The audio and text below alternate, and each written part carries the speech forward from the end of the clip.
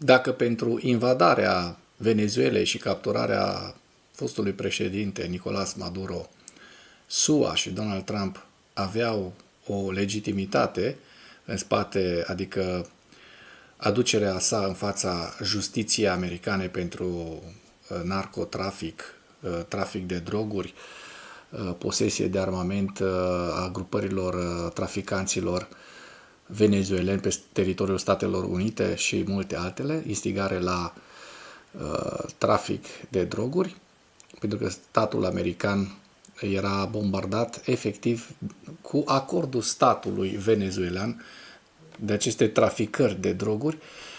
În cazul Cubei, în cazul Mexicului, Columbiei, nu prea sunt la fel acoperite, pentru că acolo sunt niște guverne legitime votate de către cubanezi, columbieni. Iar cel mai grav lucru, că din nou Donald Trump devine Krasnov și spune că dorește, a și pus steagul american pe Groenlanda.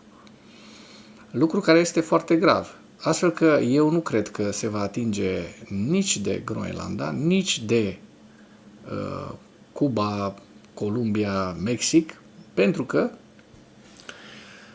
legitimitatea ar fi aproape de zero să intre în aceste țări, mai ales într-o țară, Danemarca, pentru că Groenlanda face parte din regatul danez, să intre într-o țară prietenă, membră a NATO, membră a Uniunii, așa să spunem, Uniunii Lumii Libere, da? Membra Uniunii Europene, între altele, pe care Trump și acoliții lui de la Casa Albă continuă să o denigreze și să o deteste în mod public, mă refer la Uniunea Europeană, astfel că eu cred că Statele Unite ale Americii se vor opri la Venezuela, unde vor avea foarte mult de lucru, pentru că statul venezuelan are un PIB foarte mic de aproximativ 80 de miliarde de dolari.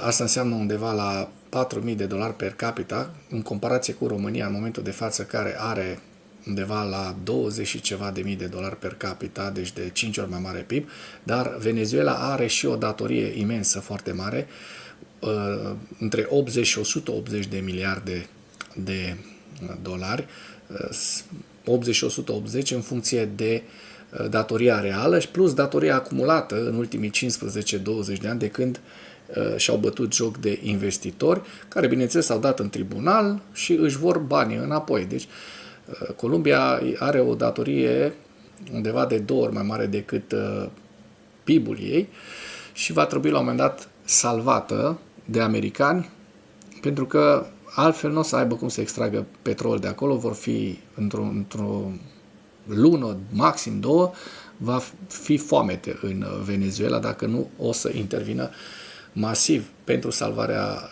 Venezuelei. Va fi un faliment răsunător care îi se va imputa lui Donald Trump și Americii. Astfel că eu cred că America are ocupație în momentul de față, mai ales că am văzut că și președinta Delcy Rodriguez a sunat mai moale, spunând că așteaptă să coopereze cu americanii. Subiectele principale ale analizei noastre de astăzi sunt președinta Venezuelei și-a schimbat tonul și a cerut SUA să coopereze.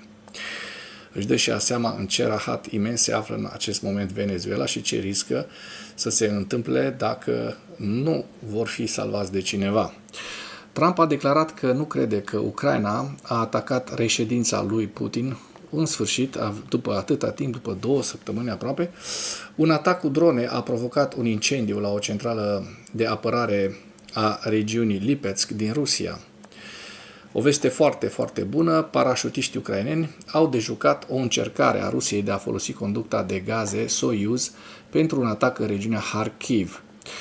Dronele ucrainene au atacat atelierele uzinei Energia din Ieleț, cel mai mare producător de surse pentru energie, baterii, pentru arme din Rusia. Vicepreședinta Venezuelei, pe care o vedeți în această imagine, Delcy Rodriguez, a declarat că a invitat guvernul SUA să colaboreze la un program de cooperare. Potrivit acesteia, acest program va avea ca scop dezvoltarea comună în cadrul dreptului internațional cu scopul de a consolida coexistența pe termen lung a comunității. Rodriguez a declarat că Venezuela va acorda prioritate îndreptării către niște relații internaționale echilibrate și respectuoase cu Statele Unite și regiunea. Președintele Donald Trump: poporul nostru și regiunea noastră merită pace și dialog, nu război. Acesta a fost întotdeauna mesajul președintelui Nicolás Maduro, iar acum este mesajul întregii Venezuele. Venezuela are dreptul la pace, dezvoltare și suveranitate în viitor. Trump a declarat că nu crede că Ucraina a atacat reședința lui Putin, aflat fiind la bordul Air Force One. Donald Trump a declarat aceste lucruri: nu cred că a avut loc o astfel de lovitură. S-a întâmplat ceva în apropiere, dar nu a avut nicio legătură cu asta. Luni, 29 decembrie, Putin s-a plâns lui Trump în timpul unei convorbiri telefonice că dronele ucrainene ar fi atacat reședința sa, Ujin, din satul Doglie Borodi, din regiunea Novgorod. Ulterior, vorbind cu reporterii, Trump a recunoscut că atacul s-ar putea să nu fie avut loc. Da? După ce a repetat retorica Kremlinului, știind că foarte posibil este o minciună. Ăsta este Donald Trump. Spui că nu a existat niciun atac, este posibil, dar președintele Putin mi-a spus în această dimineață că a existat, a spus Trump. Agenția Națională de Securitate a SUA a concluzionat că Ucraina nu a încercat să atace reședința liderului rus Vladimir Putin, respingând afirmațiile Moscovei privind o tentativă de asasinat asupra acestuia. Un atac cu drone a provocat un incendiu la o centrală de apărare din regiunea Lipetsk din Rusia. Vedem în aceste imagini și localizarea exactă unde se găsește această uzină Lipetsk și locul în care a fost lovit. Canalele rusești de Telegram au relatat duminică seara un atac cu drone și un incendiu asupra centralei de apărare Energia din Ieleț, regiunea Lipetsk. Canalul de Telegram Astra a menționat că a geolocalizat centrala de apărare a JSC Energia, care arde în Ieleț după un atac cu drone ucrainene. Imaginile au fost filmate la aproximativ 900 de metri de întreprinderea atacată, conform analizei OSINT. JSC Energie produce în special baterii pentru drone, precum și baterii pentru aviație și marină. După miezul nopții, Artanov a declarat că se presupune că pompierii au localizat incendiul în zona industrială din Ieleț după prăbușirea dronei. Și să vedem efectiv acest atac, pentru că este un atac confirmat și de către cei de la Militarnăi. Vedem o filmare de la distanța de aproximativ 900 de metri, apărute pe canalul de Telegram Astra, și comentariile în limba rusă cu ceea ce se întâmplă acolo. Se aud în depărtare niște sirene, nu spunea ceva de ceva rachetă, dacă nu cred că rachetă, ce cred o dronă, dar cine știe, poate au atacat cu rachete, de ce nu, ucrainenii. Bun.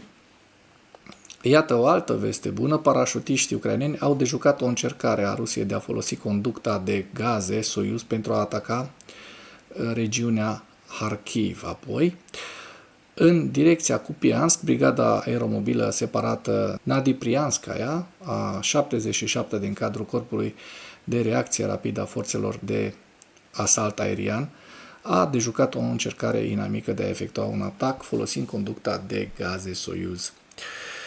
Se pare că inamicul opera la nord de Novoplatonovka, în direcția Novaya Krugliakova și Zagrâzvoio. Armata de ocupație a desfășurat aproximativ 50 de soldați în încercarea de a ieși din această conductă. Soldații brigăzii 77 ucraineni au detectat prompt intențiile rușilor și, lucrând cu unitățile adiacente, au oprit acest asalt. Cel puțin 40 de soldați ruși au fost confirmați ca fiind uciși. Hai să vedem despre ce e vorba. Iată, sunt filmări ale Brigăzii 77 ucrainene, care se văd prin termoviziune cum lucrează artileria. Iată, au început cu artileria, lucrează artileria pe această încercare de străpungere. Vedem 6 camere de vederi, după 6 drone probabil, care ne prezintă acest măcel, hai să spunem adevărul, este un măcel asupra acestor soldați ruși. Nu știu cum au curaj să intre oamenii ăștia, știind că sunt precum sitting ducks. Sitting ducks, adică ca niște gâște pe lac. Sunt luați, uite cum sunt luați în vizor de către armata ucraineană, fie cu artileria a fost bombardați înainte, fie apoi luați în vizor de dronele FPV. Și vedem locația exactă pe unde au încercat să iasă. A fost și aceasta distrusă de către ucraineni și vedem și aici o grămadă de victime. Vedem și un motociclist care încearcă să pătrundă, nu are nicio șansă. Ăsta este războiul modern în care nu te poți ascunde nicăieri, te găsește și pe timp de zi și pe timp de noapte. Ăștia fug și zăpadă acolo. Aoleu. Da. Ca urmare a operațiunii, rușii nu și-au atins obiectivele, iar situația din zona de responsabilitate a fost stabilizată. În zona de responsabilitate a Brigăzii 77 aeromobile separate Nadniprianskaya, inamicul ocupă și în continuare încearcă să opereze în grupuri mici, încercând să se infiltreze între pozițiile ucrainene. Acțiunile ocupanților se află sub controlul constant al forțelor de apărare ucrainene și duc la sfârșit. Hai să vedem. Trecem la ziua 1412 a războiului din Ucraina.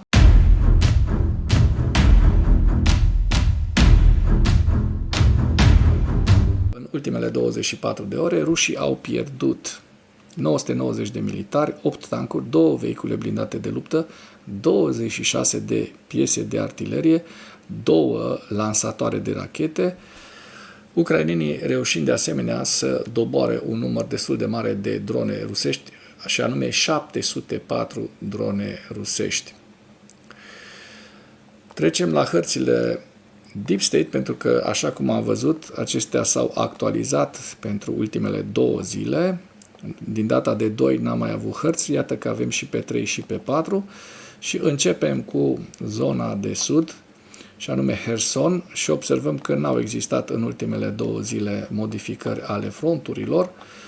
În zona Zaporojie, de asemenea, din câte observ eu aici, n-au existat modificări. În schimb, în Pokrovsk-Mârnograd, rușii au reușit o nouă străpungere la nord-vest de Mârnograd. Vedem în această zonă, este vorba despre aproximativ un sfert de kilometru până într-o jumătate de kilometru pătrat.